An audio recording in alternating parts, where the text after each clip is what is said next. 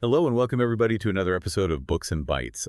Today we're going on a journey back in time with Captain James Cook, the intrepid explorer who mapped like huge stretches of the Pacific. His first voyage, especially from 1768 to 1771, is really fascinating, and we get to see it like firsthand through his journal. Yeah. It's not just like a boring old logbook or whatever. It's like a window into the world as he saw it, full of like these super detailed observations and his personal reflections, and even like some humor here and there. Well, that's what I love about these journals. You can get a glimpse into the mind of a historical figure. So what kind of themes do we see throughout Cook's account of his first voyage? I think one of the biggest ones is definitely the clash and sometimes connection between European and indigenous cultures. Like we see this over and over again from those first encounters in Tahiti to like the more tense interactions in New Zealand. Yeah, that makes sense, especially with the whole age of exploration thing going on and the European mindset at the time. It wasn't just about mapping new lands; it was about encountering different ways of life. Absolutely. And another theme that pops up is like the struggle against nature and how dangerous seafaring was in the 18th century.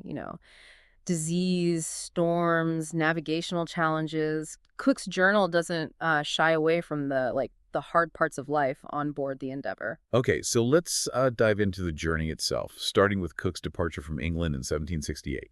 Right from the get-go, we see how meticulous Cook was. He doesn't just say, "Oh, we set sail." He records the exact date and time and even the position of the Endeavour. Like he was really precise, and you see that on every page. And even before they hit open water, his journal talks about all the bureaucratic hoops he had to jump through in Madeira with the viceroy. Imagine being questioned about your ship's legitimacy before you even start the main part of your trip. It's a great example of how his journal goes beyond just, "Oh, I'm an explorer."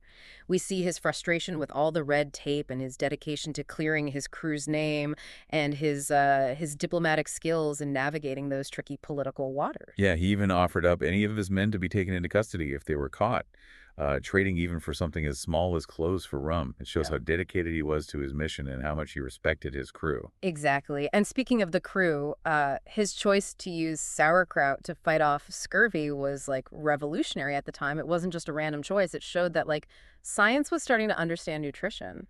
It's pretty amazing how something we might find normal today was a lifesaver back then. But the journal also reminds us about how dangerous the voyage really was. The death of the landscape draftsman, Mr. Buchan, and his burial at sea are a really sad reminder that life was pretty fragile back then. Yeah, it makes the whole thing more human, doesn't it? These weren't just, names on a list. They were people facing incredible danger, all for the sake of knowledge and exploration. So from Madeira, they sailed south, and the journal entries get filled with Cook's observations about the really dangerous waters around Tierra del Fuego and Cape Horn. He even analyzes discrepancies in records from previous explorers and highlights how important accurate charting was. What I find fascinating here is that he doesn't just describe what he sees, right? He meticulously records weather patterns, ocean currents, even the types of birds he sees. It's all like vital data for understanding these uncharted It's regions. clear he was driven by a scientific curiosity that went like way beyond personal glory. And finally, after months at sea, the Endeavour reaches Tahiti, and that becomes a really important part of the voyage. Oh, his descriptions of Tahitian society are just so detailed. He covers everything from their clothing and housing to their complex social hierarchy and religious practices. He even talks about taboo and what it meant in their culture. Yeah, it's like stepping into another world seeing these cultural practices through his eyes. But it wasn't always easy, right? There were those early misunderstandings with the natives about using land to observe the transit of Venus. Oh, yeah. This event where Venus passes directly between the sun and Earth was a huge scientific event. And Cook was like tasked with observing it from Tahiti to, help figure out the distance between the Earth and the sun. So it wasn't just about exploration then. It was about advancing scientific knowledge, like globally. But those clashes highlight how challenging communication can be and how important it is to be sensitive to other cultures. It's a theme that, still resonates today as our world becomes more and more interconnected. We can learn a lot from both Cook's successes and his missteps when interacting with the Tahitian people. He ran into some navigational challenges too, and had to rely on skilled astronomers like Mr. Green to get accurate longitude readings using, lunar observations. Remember, this was way before GPS and all our modern tools, right?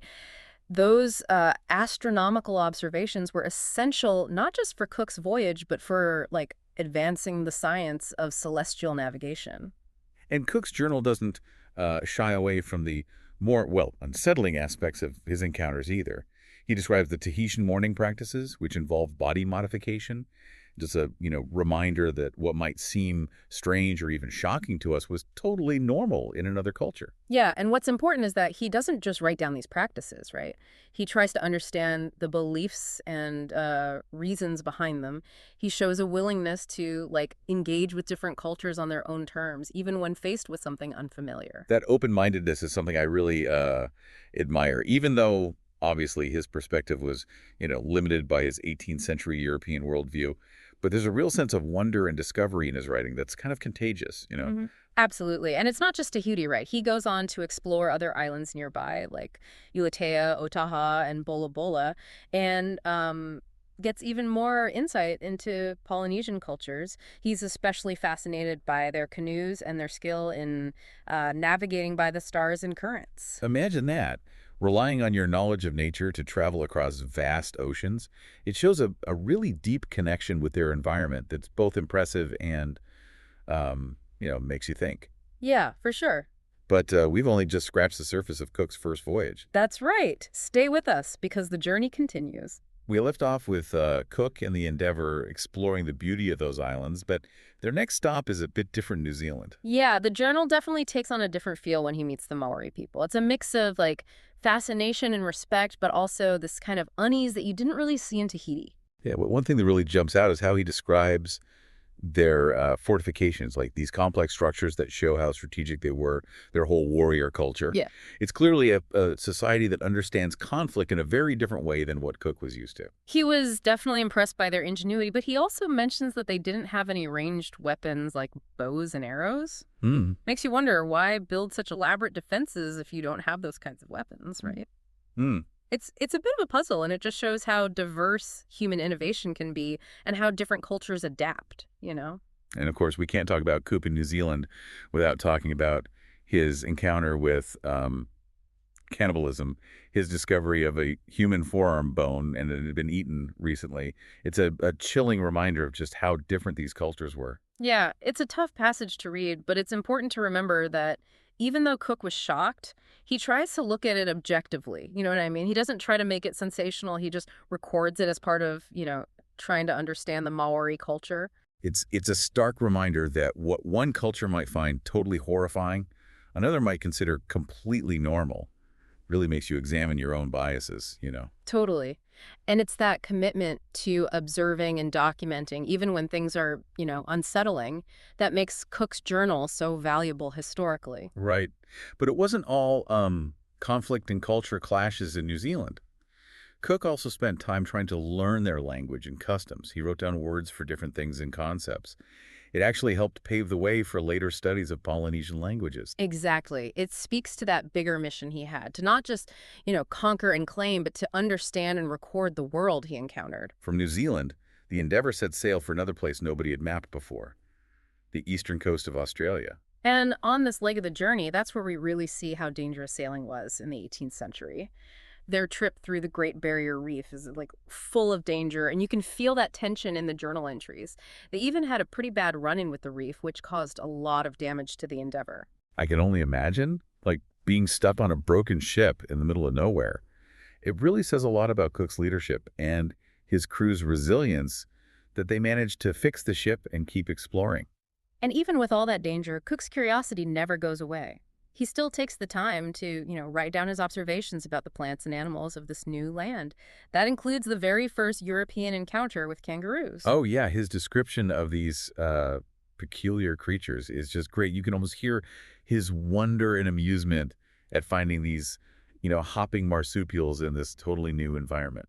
Yeah, it speaks to that human capacity for awe and fascination, even when things are rough. And it reminds us that exploration is really about running into the unexpected and broadening what we think is possible. Cook's exploration of Australia was a big deal. He charted over 2,000 miles of coastline that nobody knew about.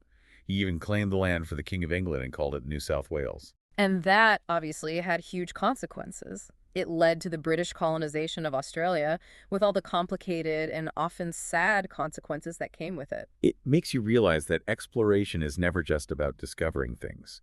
It's tied up with power, colonialism, and often the devastating effects on the native people. Yeah, for sure.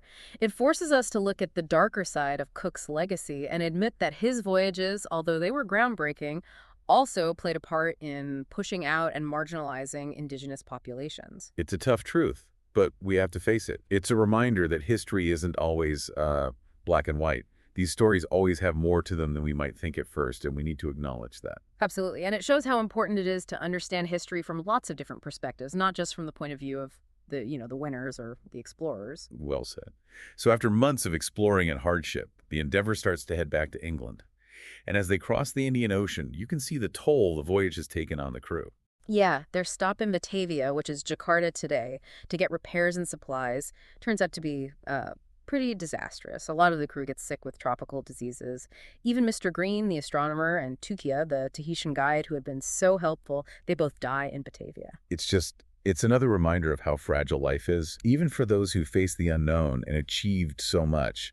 They weren't just names in a history book, they were real people who paid the ultimate price for exploration. Yeah, their deaths really highlight the human cost of these journeys and the risks that these people took, all in the name of knowledge. And finally, in 1771, the Endeavour makes it back to England. They had sailed all the way around the globe. It's the end of one journey, but it's also the start of Cook's legacy. His first voyage was a monumental achievement, not just for him personally, but for how Europeans understood the Pacific. It set the stage for future voyages and discoveries. And his journal, with all its careful observations, personal thoughts, and even funny moments, gives us an amazing look into this important period of exploration. It's a reminder that history is made up of individual stories, individual journeys, and when we engage with those stories, we can better understand our own place in the world. Well said. Cook's journey might be over, but his impact on how we see the world is still felt today. We've followed Cook from England to the Pacific through those incredible storms and moments where cultures, connected and sometimes clashed. Now that the Endeavour is back in England, let's think about the lasting impact of this voyage. When he came back, Cook wasn't just a sailor anymore. He was like a national hero. His discoveries made people really interested in the Pacific, and his journal, it played a huge role in how Europeans saw these faraway lands and the people who live there. It's amazing to think how his words, all those observations and his own thoughts helped shape how Europeans back then viewed entire cultures. Right. Imagine you're a European in the 1700s. Your whole world is like maps and stories that have been passed down.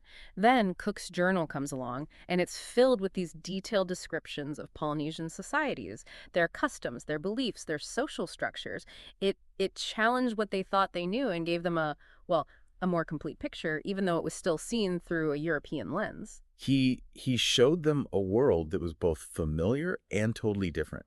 You see that in how he describes Tahitian family life or their tattoos or their connection to nature. No wonder his work captured so many people's imaginations. And let's not forget the science. His careful mapping of those coastlines, him identifying new plants and animals, his notes on astronomical events, all of that really added to the scientific knowledge of the time. He wasn't just an explorer, he was a scientist too, driven by this need to learn and be accurate, and you see that in his writing. Yeah.